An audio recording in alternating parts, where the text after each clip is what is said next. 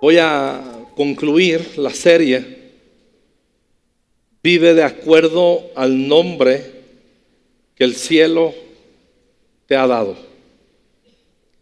Y lo primero que quiero retomar y resumir es algo muy importante, que para mí es una urgencia y quiero asegurarme que todos lo hemos entendido.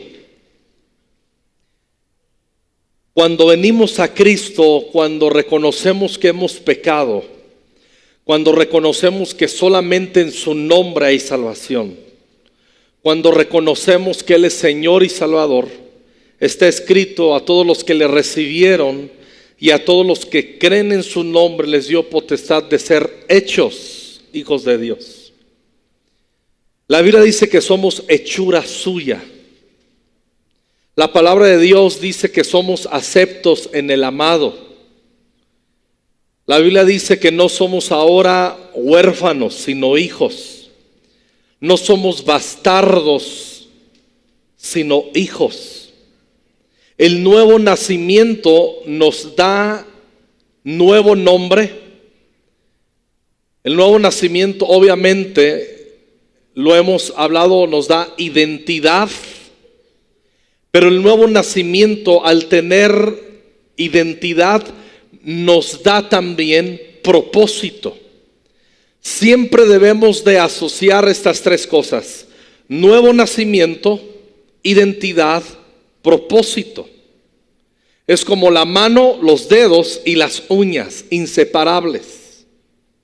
Nuevo nacimiento nos da identidad en Cristo y nos da también propósito. Ahora, quiero establecer, y mejor dicho, recordarles: el propósito y la identidad no son una promesa, son una realidad.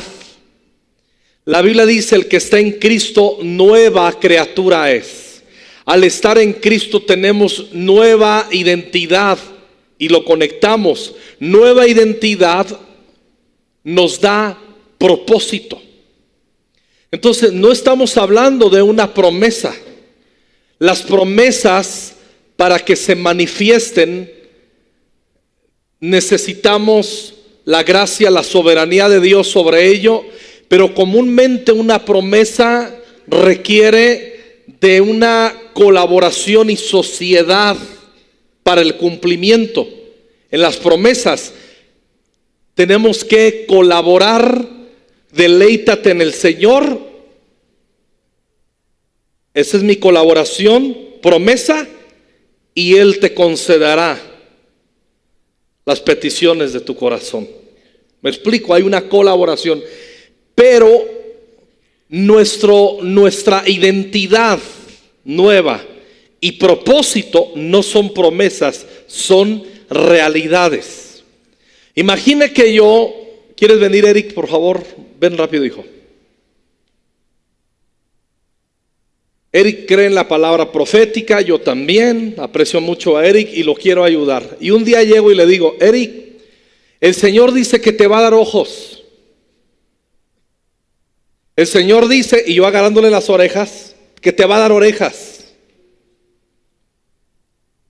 ¿Qué pensarías de mí si yo te profetizo que el Señor te va a dar ojos, que te promete unos ojos? Sinceramente, ¿qué pensarías de mí? Que estoy loco. ¿Por qué? Porque ya te lo dio.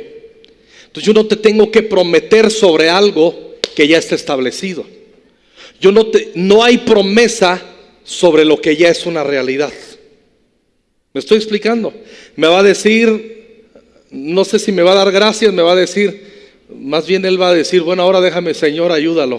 ¿Me explico? Gracias. Valga el ejemplo básico que pongo, simple. Pero yo no puedo venir a profetizarle a Eric: te va a dar el Señor ojos. Ya tiene unos. Ya es una realidad que le fueron otorgados desde el vientre de su madre, para la gloria de Dios, unos ojos que tienen un propósito y lo está cumpliendo y navega en ello. Ve. Entonces, tenemos que entender, identidad y propósito, en el momento que entregamos nuestras vidas a Cristo y hemos nacido de nuevo, nos son dados, no se nos otorgan, no se nos prometen. Hay diferencia entre lo que se nos promete y entre lo que se nos otorga. ¿Estamos de acuerdo? Entonces tu identidad nueva, el nombre que el cielo te da, ahí está ya. Es tuyo. No te va a dar Dios un nombre nuevo. Ya tienes una nueva identidad, un nombre nuevo. No te va el Señor a dar propósito. Ya tienes propósito. Tenemos propósito por el hecho de haber entregado nuestras vidas a Cristo y haber nacido de nuevo. Ahora, lo que hemos venido hablando es descubrir, entender el propósito específico, navegar, entender en lo que ya nos ha sido dado. Voy a poner un ejemplo. ¿A qué nos ayuda la palabra profética? La palabra profética nos sitúa en el terreno del llamamiento y propósito que nos corresponde. ¿Se acuerdan cuando vino Ananías en Hechos capítulo 9 con el Saulo? Dice, le impone las manos, dice: Saulo, el Señor que se te apareció en el camino me ha enviado a ti a que recobres la vista y que seas lleno del Espíritu Santo. Y comienza a profetizarle: el Señor te va a tomar, te va a usar. Le da una palabra profética. Entonces la palabra profética te recuerda tu identidad y te anuncia y te recuerda la realidad que tienes un terreno donde debajo está una mina. La palabra profética te traslada y te da dirección y nos señala: este lugar es tu terreno. Ahora ya te es dado. Ahora, no por el hecho de yo estar en un lugar donde hay una mina, hay que escarbar, hay que colaborar. Si yo escarbo y yo empleo mi trabajo en el lugar donde no entiendo que es el lugar adecuado, me voy a cansar y me voy a frustrar. Pero cuando la palabra profética me dice: es por aquí, cuando voy teniendo entendimiento profético, no solo de profetas, el mayor entendimiento de la voluntad de Dios a mi vida no vendrá por boca de otros, vendrá por mi dedicación a la Escritura. Tenemos que entenderlo. Lo demás, la palabra profética es un recurso, pero no es nuestro único recurso. Y la palabra profética más segura es la palabra de Dios. Por eso hacemos tiempo con Dios. Por eso meditamos en este mes el libro de Lucas, el Evangelio de Lucas. Por eso dejamos que Dios comunique su voluntad a nuestro corazón y se renueva nuestra mente. Amén.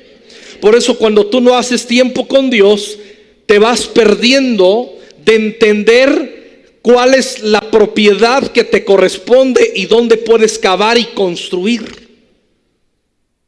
Por eso es importante meditar en la palabra. Hay mucha gente que quiere que le resuelvan como cuando andabas en Cristo, ibas a consultar brujos para que resolvieran tu día a día. Y ahora te conviertes a Cristo y los brujos los sustituyes por profetas porque no quieres leer la Biblia. Porque no quieres colaborar en hacer tiempo con Dios. Nos invitaron, por cierto, al curso. Les invitaron a los que no hacen tiempo con Dios. Espero que ahora sí lo comiences a hacer por tu bien y para la gloria de Dios. Amén. Ahora, la identidad y el propósito ya están sobre nosotros. Si alguien tiene que convencerte de tu identidad y propósito, estás perdido completamente. El hecho de tú haber entregado tu vida a Cristo, el hecho que yo entregué mi vida a Jesús, me hizo nacer de nuevo a una esperanza viva, dice la Escritura. Me hizo nacer de nuevo, me da nueva identidad y propósito, sí o sí. ¿Está bien? Hola. Entonces, hablamos hace 8 días. Recordarán, pusimos el ejemplo de 2 hombres de Saúl. Por un lado, el primer rey de Israel. Y hablamos de Sansón también. cómo ellos eran gente que le fue dado el propósito. La escritura habla que entendían cuál era su propósito. El problema es que fueron irreverentes al propósito que Dios les había dado y la identidad nueva que poseían. Y hablamos que una vida irreverente nos lleva a una vida irrelevante. Y eso es lo que sucedió en estos hombres. Y hablamos también que cuando admitimos propósito, también estamos concientizándonos que para que nosotros cumplamos el propósito, nos va a conllevar sufrimientos. Y cuando hablamos de sufrimiento, la puerca torció el rabo, como dicen en mi rancho. Porque creemos que la vida cristiana y cumplir el propósito aquí en la tierra para el reino de Dios solamente va a ser absolutamente que todo te tiene que salir bien. El resultado, promete Dios, harás prosperar con tu camino y todo te saldrá bien. Pero el todo te saldrá bien no está omitiendo procesos donde podremos ser afligidos y requiere sufrimiento. El resultado óptimo es todo saldrá bien, pero sin omitir el proceso. Y creemos que todo saldrá bien omite procesos de disposición al sufrimiento. No podemos quitarlos. No podemos hacernos a un lado. Y los minutos que me quedan, con la ayuda del Espíritu Santo, quiero hablar de las crisis que podríamos tener y las tentaciones camino al cumplimiento de nuestro propósito. Nadie en la historia ha caminado en el propósito de su vida sin haber tenido que lidiar con adversidades y tentaciones. Nadie. Cuando tú lees en la escritura hombres y mujeres que navegaron en el propósito de Dios, todos ellos fueron tentados y todos ellos tuvieron que sobreponerse y mirar más arriba a Jesús para caminar en su propósito. Ahora, ¿cuáles han sido y cuáles serán, sin duda alguna, algunas de las tentaciones que enfrentaremos y que debemos, con la ayuda del Espíritu Santo, vencer? Y voy a hablar de una, solamente una. Y voy a hablar de la tentación de aplazar, postergar el propósito de Dios en mi vida. El propósito está dado, la dirección a caminar en ello está dado, lo tengo en la escritura, tengo el Espíritu Santo, tú también, igual sucede en ti. Pero tenemos nosotros la tentación de pensar que tenemos derecho a aplazar el entendimiento y la manifestación del propósito de Dios en nuestras vidas. Y no es así. ¿Qué vamos viendo en esta época y qué se permea en el ambiente y en la doctrina por años? Eres joven, disfruta, tómate tiempo. Ahora disfruta, luego haces lo importante. Tienes tiempo. Ahorita que estás joven, disfruta. Y si dice la Biblia, alégrate, acuérdate de tu Creador en los días de tu juventud, y tome placer tu alma en los días de tu adolescencia. Y dice, y alégrate, pero sobre todas las cosas, esa alegría debe de tener un fundamento, que le vas a entregar cuentas a Dios y que Dios te va a juzgar. Entonces, Jesús a los 12 años de edad dijo a sus padres y otros que atestiguaron: en los negocios de mi padre me es necesario estar. Tenía plena conciencia y claridad del propósito de Dios en su vida cuando tenía 12 años. David a los 15 años entendía cuál era su propósito. Timoteo a los 14 años le tomó el apóstol Pablo y le llevó y comenzó su preparación pastoral y apostólica. A los 14 años, todos, dice la Biblia, daban buen testimonio de él ahí en el libro de Hechos. Entonces ese Jeremías a los 13 años comenzó a profetizar. Tanto que Dios le dice: no digas soy un niño, lo que yo te diga que vas a hablar, vas a hablar. Pero tenemos la idea que podemos aplazar y postergar navegar en el propósito de Dios. ¿Y qué es lo que nos lleva a aplazarlo? Pueden ser pretextos, pueden ser temores, puede ser el pretexto como Moisés: no sé hablar. Pueden ser temores como Jeremías: soy un niño. Y puede ser un montón de cosas. No nos vamos a detener en hacer una lista y un menú de cuáles son las formas o de qué manera nosotros podremos poner pretextos y aplazar o postergar navegar en el propósito de Dios. Pueden ser temores. En algunas ocasiones hasta podrían ser personas que se oponen, como los hermanos de David, que vino y le dijeron: tú nomás estás aquí para molestar. Hay muchos factores, hay muchas vertientes que nos pueden llevar al aplazamiento y a la postergación. No importa cuáles son las causas que nos pudieran tentar al aplazamiento o la postergación. Ahorita no importa. Ahora lo que importa y es relevante en esta hora, que entendamos que no lo podemos permitir. Un ejemplo de ello en la palabra de Dios está en Esther capítulo 4. Y acompáñenme al capítulo 4.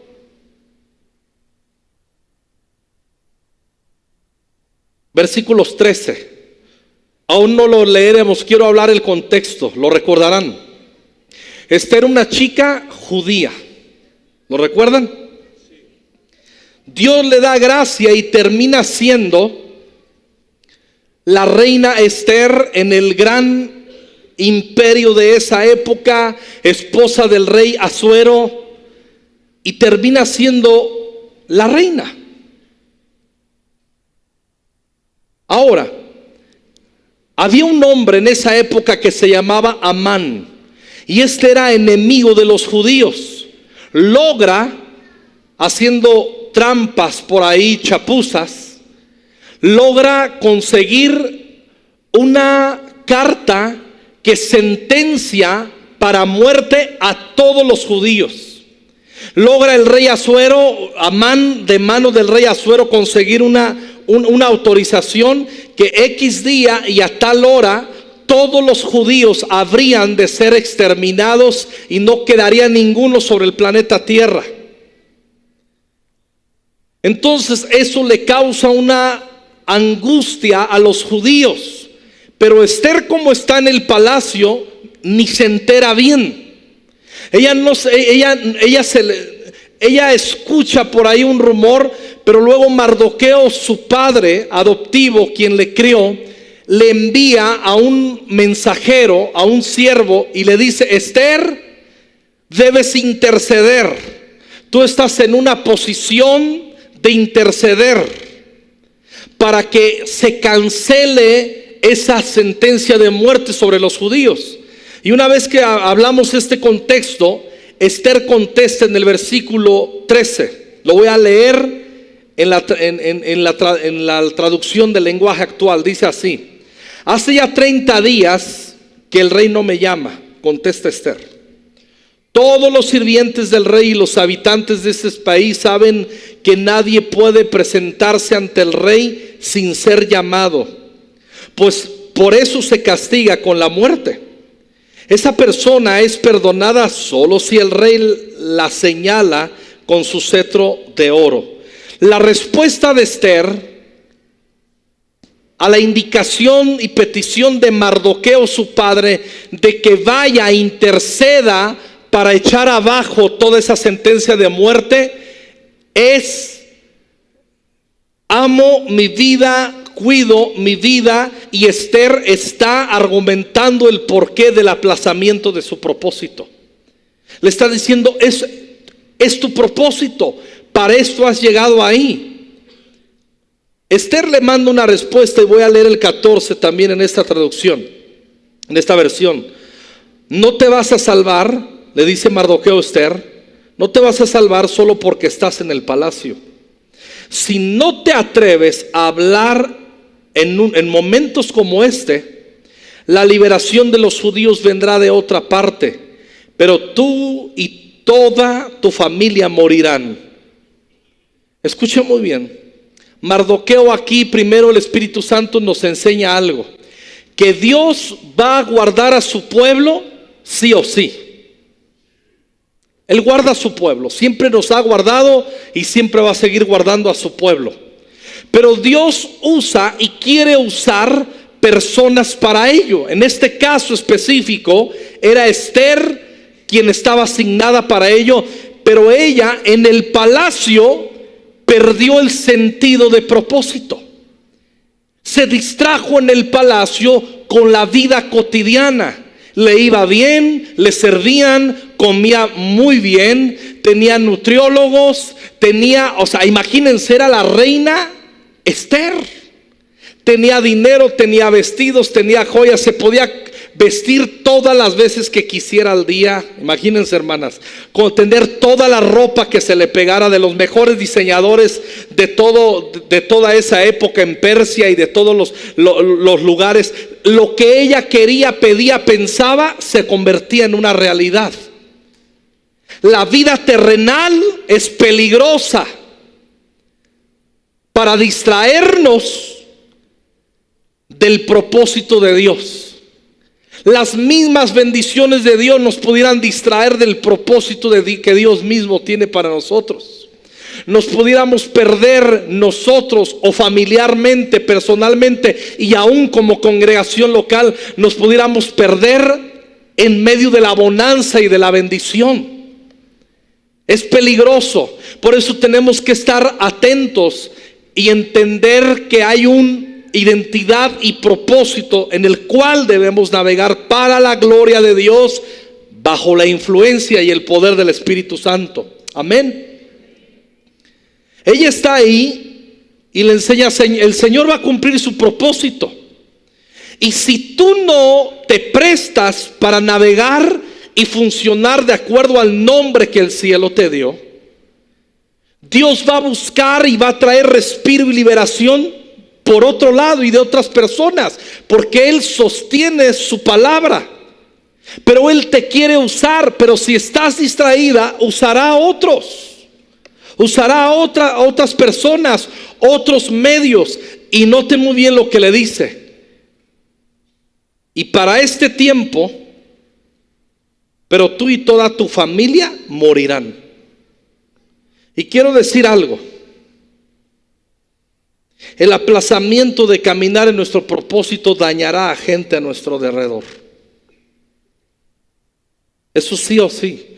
Cuando nosotros rehusamos caminar en el propósito de Dios o aplazamos navegar en el propósito de Dios, va a ser afectada gente cerca de nosotros. Lo he visto muchas veces en los recién casados. Se casan, él o ella están en fuego, pero no se pierden en conseguir estabilidad en vez de lanzarse al servicio del Señor. Se pierden en conseguir pagar un carro.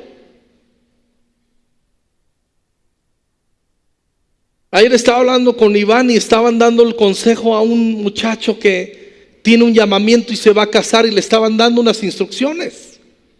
Y yo recuerdo muy bien, y lo recordarán más que son la generación de los muchachos, bueno, los ya no tan muchachos que tocan la alabanza. Yo me acuerdo 15 años atrás, 10 años atrás, quienes se casaban ni estaban pensando para nada en tener el jardín perfecto, la comida perfecta y los regalos perfectos y el lugar de luna de miel perfecto. Solamente se querían casar para la gloria de Dios. Y no les importaba lo que viniera y lo que lograran juntar, y los otros que les regalaban cosas, con eso estaban contentos. Yo recuerdo Iván y Eunice, todo lo que ahorraron para su boda. De repente andábamos dando promesas para comprar este predio donde ustedes y yo estamos sentados y parados hoy. Y yo recuerdo, estábamos dando promesas y todo su ahorro de boda el Señor les habló y lo dieron unos días antes. y tuvieron una boda con pollo crudo. Llevó crudo el pollo. No recuerdo si fueron a luna de miel, pero ¿qué importaba? Habían dado al Señor todo. Estaban ocupados, entendían, bueno, si todo va para ser para su gloria. No estoy diciendo que en todos va a ser igual, solo estoy poniendo un ejemplo, y a todos nos va a corresponder en su momento ser probados para ver si estamos atentos y dispuestos para servir al Señor en los propósitos. Todos seremos probados, o todos hemos sido probados y seguiremos siendo probados. Así funciona esto. Esther se perdió un poco. Gracias a Dios conocemos la historia. Terminó regresando, terminó comprendiendo, y ella cumplió el propósito de Dios. Pero tuvo la tentación en su momento de aplazar su destino y su propósito. Todos vamos a tener tentación de ello. Porque caminar en el propósito de Dios nos lleva muchas veces a compromisos profundos, sufrimientos, que a veces tenemos la idea que ni podemos llevarlos. Pero gracias a Dios por su Espíritu. Vayan conmigo a Mateo 16, por favor. Que no se nos olvide, si nosotros aplazamos, demoramos, postergamos caminar en nuestro propósito, dañaremos a gente a nuestro alrededor. Una iglesia que no predica el Evangelio, que esconde el nombre de Jesús, está postergando que gente se salve. Por eso tenemos que ser proclamadores constantes del Evangelio. Usted no puede venir solo a la congregación. Usted tiene que invitar gente. Usted tiene que meterse en la semana a predicar a Cristo, a visitar a los enfermos, a anunciar el Evangelio, no solamente a veces de proclamación, sino de llevar una despensa a su vecino, invitarle un kilo de arroz cocido, o qué sé yo, manifestar el reino de Dios. Hola, se me quedan viendo así como que... Mateo 16, 21. Noten bien, hablando de identidad y propósito, Jesús sí que lo entendía. Desde entonces Pedro, ¿quiénes queremos ver que sufran la gente que más amamos? Yo quisiera que mis hijos lograran el propósito de sus vidas sin ningún sufrimiento. Usted también, ¿a poco no? Pero diga conmigo y consuélese conmigo o sufra conmigo, diga, eso no va a pasar. Y si está tu hijo ahí al lado, dile, hijo, eso no va a pasar.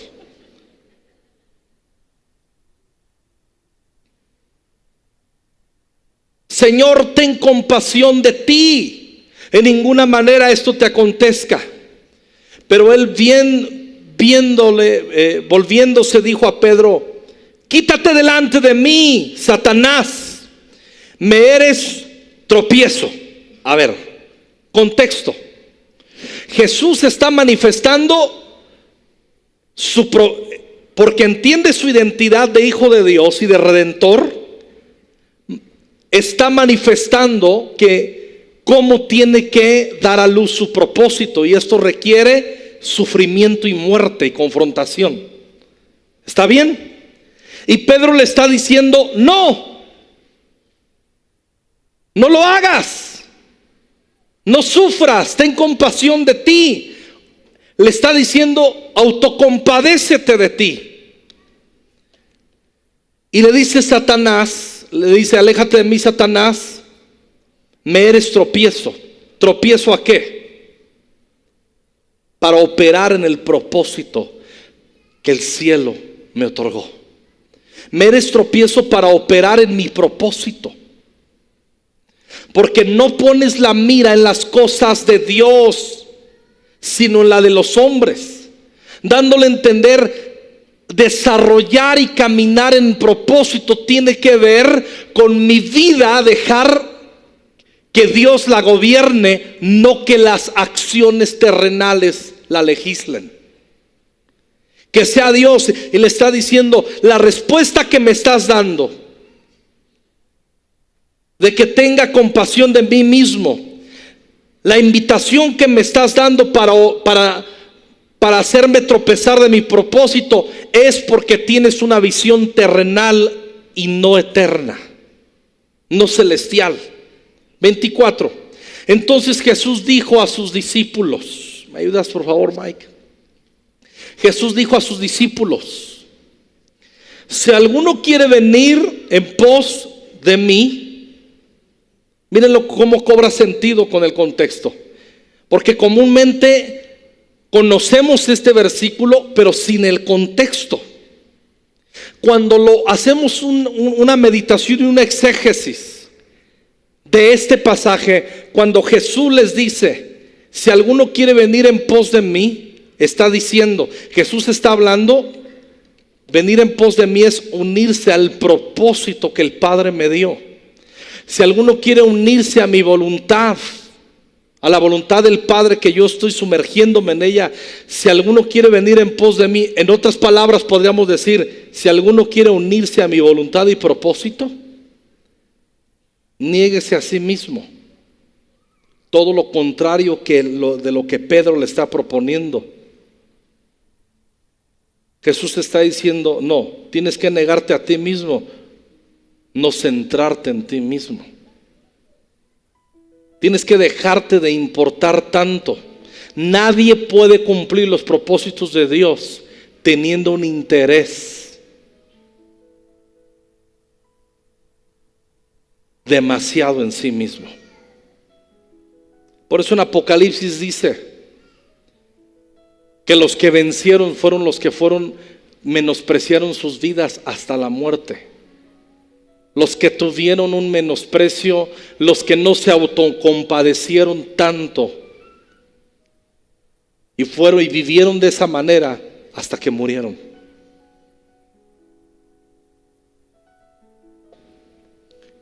Niéguese a sí mismo y tome su cruz y sígame. Tomar la cruz es no estar teniendo compasión de nosotros.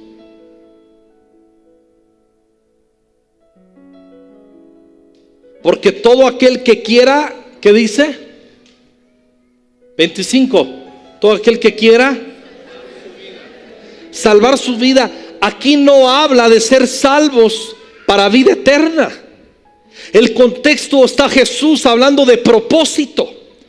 En este pasaje no está hablando el que quiera salvar su vida, no habla de salvación eterna. Está hablando de redención en nuestro peregrinar en la tierra y cumplir el propósito. En otras palabras, el que quiera salvar su vida, el que quiera darle sentido de propósito a su vida, tendrá que dejar de enfocarse en sí mismo y tener autocompasión de sí mismo. Eso es lo que Jesús está diciendo. El que quiera salvar su vida, ¿qué tendrá que hacer? ¿Qué tendrá que hacer? El que quiera salvar su vida, la perderá. Quien tenga compasión de sí mismo, camino a cumplir el propósito, perderá el sentido de vida correcto. Eso es lo que Jesús está diciendo. Cuando habla aquí de salvación del alma y salvación de la vida, no está hablando de salvación eterna. En este pasaje no. En este pasaje está hablando de que nuestras vidas naveguen y cumplan el propósito por el cual Dios nos la otorgó. Habla de identidad y propósito. Todo el contexto, Jesús está hablando de identidad y propósito, y Pedro le está diciendo: no tienes que sufrir. Y Jesús le dice: aléjate de mí, Satanás, me estás tentando a no cumplir mi propósito. Y Jesús dice: aléjate de mí, y voltea de una vez con sus discípulos, y él mismo se da fuerza y él comunica a sus discípulos: quien quiera cumplir el propósito, quien quiera que su vida sea lo que Dios quiere que sea, tendrá que dejar de poner tanta atención en sí mismo y dejar de vivir en la autocompasión y yo. Eso es lo que está diciendo Jesús. ¿Me estoy explicando? ¿Me estoy explicando algo? Y todo el que pierda su vida, o sea, el que ponga sentido en la voluntad de Dios, el que pierda su vida por causa de mí, por causa del reino, por causa de lo que yo vine a hacer, la hallará. ¿Qué hallará? Su vida. A ver, ¿cómo que hallará su vida? Hallará su vida, está diciendo, encontrará, navegará en su propósito. Vuelvo a decir, aquí no habla de la salvación del alma para eternidad. Aquí habla de salvar nuestra vida, de no desperdiciarla en la tierra.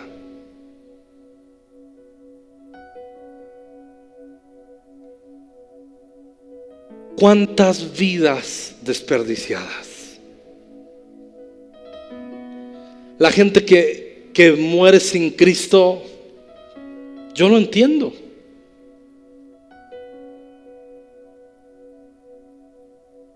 ¿A quién nos está concedido que nuestras vidas sean relevantes? A los hijos del reino, a los hijos de Dios.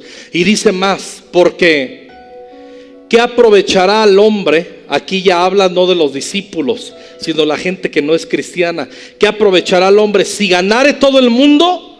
Si tienes fama y éxito en lo secular, si te haces un empresario cañoncísimo, si eres bien genio, si eres una figura pública, si eres un gran deportista, ¿qué aprovechará el hombre si ganare todo el mundo? Dando a entender, si tienes fama y relevancia, pero pierdes el propósito real de tu vida.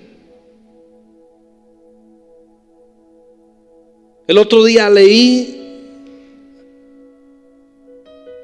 una carta de las últimas palabras que Steve Jobs,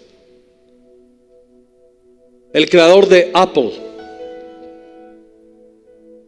escribió.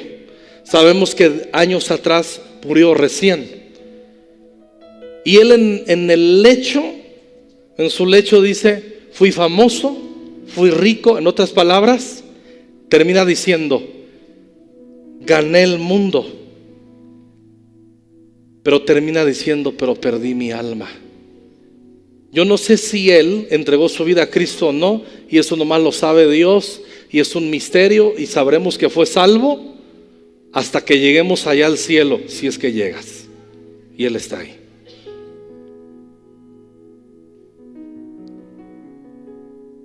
Ganar el mundo es tener éxito a los ojos de los demás, pero perder el alma es perderte en ti mismo sin entender para qué naciste y de vivir fuera del nombre que el cielo te dio. Le voy a poner un ejemplo. Yo les he contado en otras ocasiones. Yo siempre quise ser periodista, reportero. No, hermano, yo ahorita no andaría aquí, yo andaría en Siria reportando para CNN o quién sabe para qué. Ya hubiera ganado los mejores premios de reportero yo sé que iba a ser la chucha cuerera. Oh, claro. Yo sé que si me hubiera dedicado al periodismo, hubiera sido de los mejores periodistas. Desde niño, imagínense el niño más raro. Me hubiera sentado yo veía de niño, algunos no saben de este nombre, a Jacobo Zabludovsky. Yo era un niño de 6, 7 años y mi programa favorito era ver Jacobo Zabludovsky reportando. Me entró una pasión desde que era niño por reportar, no por chismear, por reportar. Y crecí con esto. Yo dije, yo voy a ser reportero. Y estaba en el bachillerato y se me presentó la oportunidad de conseguir una beca para la Universidad de Missouri.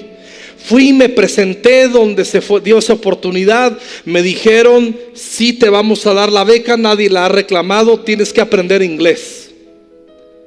Dije, all right, I don't speak in English, pero lo aprenderé, carnal. Y mi hermano, que en ese tiempo ya vivía en Estados Unidos, hablé con él, le dije, me retienen 1 año la beca, tengo que aprender inglés. Y él me dice, yo voy por ti. Yo tenía 19 años de edad. Y él viene por mí desde Los Ángeles hasta Lázaro Cárdenas, Michoacán, en auto. Para llevarme allá, en aquel tiempo no había muros de Trump ni Trump, era fácil ser un mojarra. Y yo me iba a ir y me iba a dedicar, ese era el plan, lo habíamos hablado. Te vas a dedicar tiempo completo a aprender inglés para que regreses a Morelia y reclames la beca para ir a estudiar a Missouri periodismo. Estaba trazado el plan. Yo decía, voy a ganar el mundo. Y yo recuerdo cuando el Señor, cuando fui a renunciar, yo trabajaba en una siderúrgica. Me dieron mi cheque, di las gracias, me fue muy bien. Y yo traía un buen cheque de mucho dinero que me ayudó luego para sustentarme 9 meses, si no es que más. Y cuando venía caminando, iba del lugar donde me dieron ese cheque a mi casa en Ciudad Lázaro Cárdenas, Michoacán. A mitad de camino sentí una impresión en mi corazón, en mi mente, en todo mi ser me invadió, que me dijo, Alejandro, quiero que me sirvas. Y yo contesté, sí, Señor. No creas que me caí al piso y me revolqué en la calle. Un pensamiento tal cual te lo estoy diciendo. ¿Fue una voz audible? No. No puedo decir que fue, eso no importa. Escuché esa voz. No entendía bien que Dios hablaba así, con impresiones fuertes.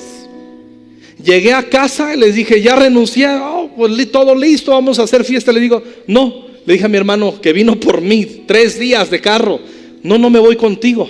¿Cómo que quién sabe? Le digo, tranquilos. Venía para acá camino y sentí que Jesús me dijo que le sirviera. Y le voy a servir. Y él dijo, muy bien, no me meto ahí. Mis otros hermanos, unos dijeron, no manches, que quién sabe qué. Le dije, que los muertos se entierren a sus muertos. A los 15 días yo estaba viniendo a México. ¿A dónde llegué? ¿Con quién? ¿Quién sabe? O sea, me la creí que Dios me estaba llamando. Así es como yo llegué aquí. El 7 de enero de 1991.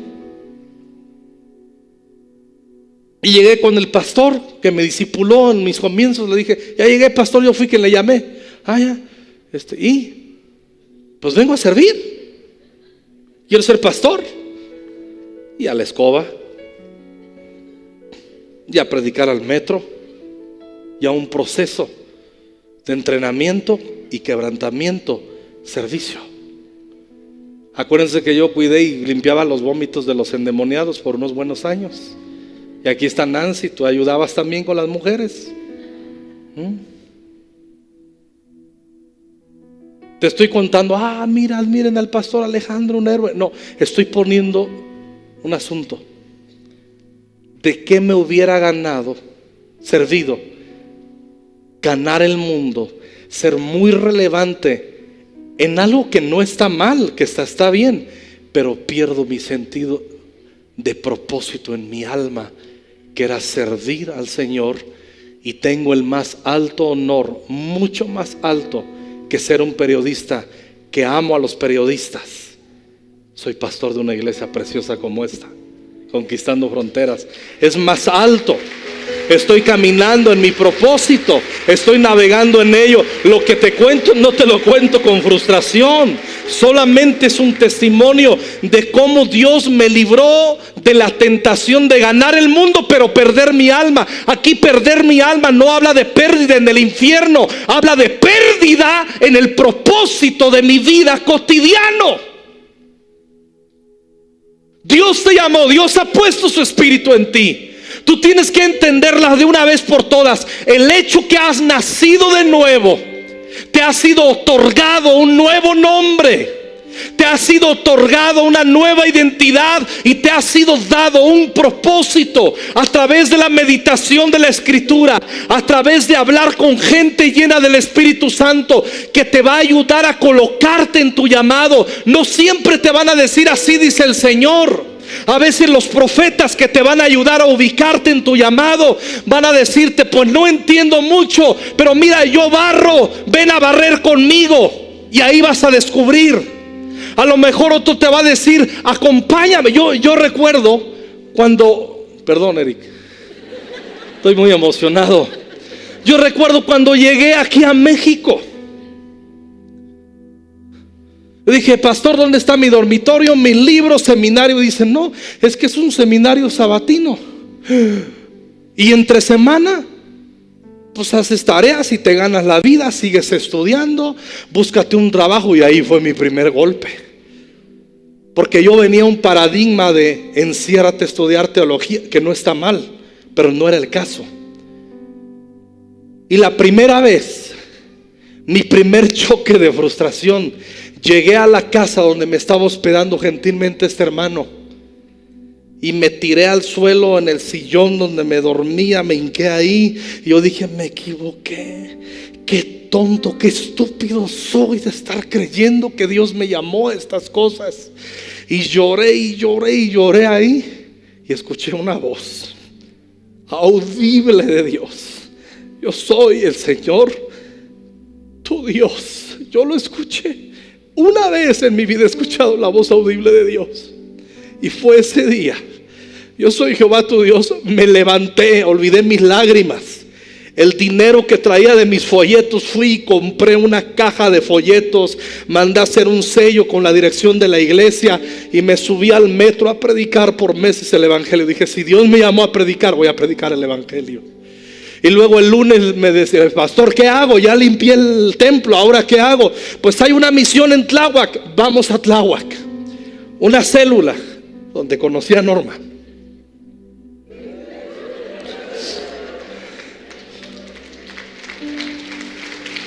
El martes oración, el miércoles a Ecatepec a la misión, el jueves a otra misión, el viernes a otra misión, el sábado seminario, el domingo mañana iglesia, el domingo en la noche iglesia. Lo único que yo quería es servir al Señor. Lo único que yo quería es servir al Señor. Porque de qué le vale al hombre si ganare todo el mundo, pero pierde su alma, su sentido de propósito. No te pierdas en ti mismo. Predica el evangelio donde estás. Ahí va a resplandecer la gloria de Dios. No a todos les va a llamar el Señor a un ministerio dentro del ministerio quíntuple de ser un apóstol, pastor, evangelista, pastor, maestro. Eso no importa. No somos más, solo somos diferentes en nuestra tarea en el cuerpo de Cristo. Yo veo cómo sirven al Señor esta mujer. Se anda metiendo Dania y dándole en las escuelas a las mamás, diciéndoles Cristo te ama, y da conferencias aquí y allá. Jenny es una arquitectita, está chiquita, y sirve al Señor en su inspiración, en su, dice, todo lo que ven bonito siempre aquí que cambia, ella tiene la culpa. Buena culpa. Sirve al Señor. No te pierdas en ti mismo. No tengas compasión de ti mismo. No enfoques tu vida en ti. Sirve al Señor. Predica el evangelio. Porque el que quiera salvar su vida va a perder sentido de propósito. Pero el que la entregue por mi nombre la salvará. Y ese versículo nos hace entender algo. El único lugar donde hay satisfacción en la vida y propósito es en perder nuestras vidas y entregarlas para la causa de Jesús. No hay otro lugar. No hay. ¿Cómo comenzamos y cómo seguimos? Predica el evangelio. Sé un intercesor.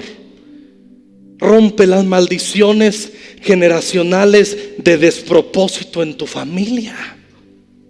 Muchos no entienden que cuando tú sirves al Señor en algún departamento en la iglesia y predicas el evangelio, tú cortas completamente con maldiciones generacionales. Nuestros hijos crecen imitándonos, viéndonos, sirviendo al Señor.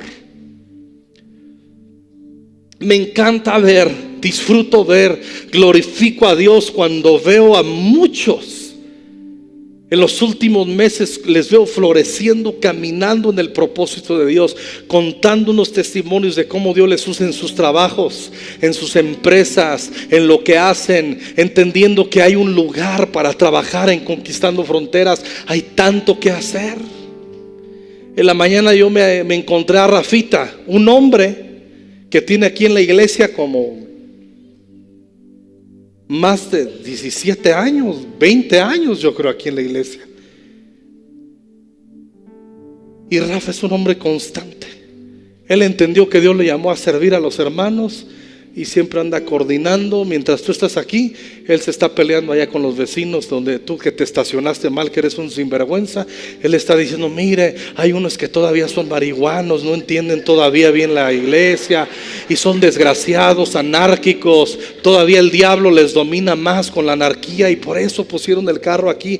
Pero usted perdón, su trabajo es cuidar, servir. Esto funciona así.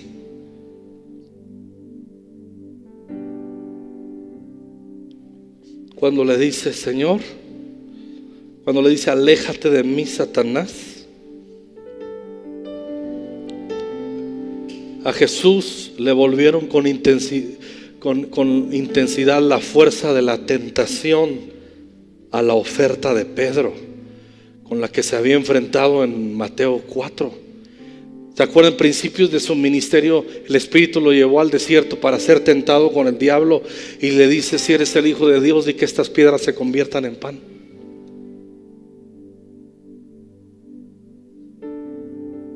Si eres el Hijo de Dios, haz algo maravilloso y espectacular, échate abajo y van a venir los ángeles, te van a sostener y vas a ser famoso y relevante con algo maravilloso, y Avengers se va a quedar flojo.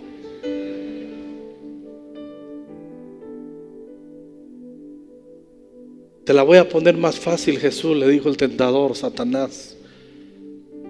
Híncate y adórame, y te doy todos los reinos de la tierra.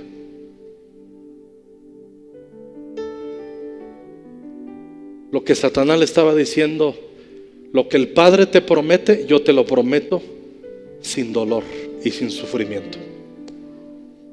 Yo te lo doy.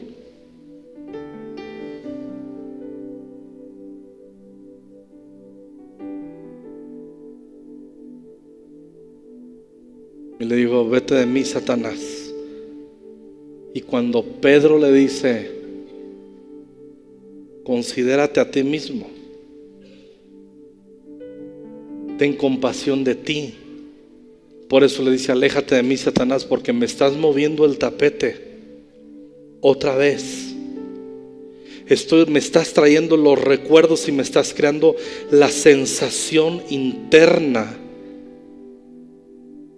de decir, como en Getsemaní: Señor, si es tu voluntad, pase de mí esta copa, mas no sea como yo, sino como tú. Y vino con sus discípulos, los encontró dormidos y dice: mi alma está turbada hasta la muerte. ¿Saben lo que está diciendo Jesús? Tengo una turbación, estoy un poco confundido en el tema de que ¿por qué no hay otra forma y otra manera? Le estoy proponiendo al Señor que si tiene otra forma, pues la manifieste, y ya entendí que no. Está bien, Señor, que no sea como yo, sino como tú. Y cuando le dice que no te acontezca tal cosa, ten compasión de ti, lo está tentando a una vida sin propósito. Está tentando contra su identidad y propósito.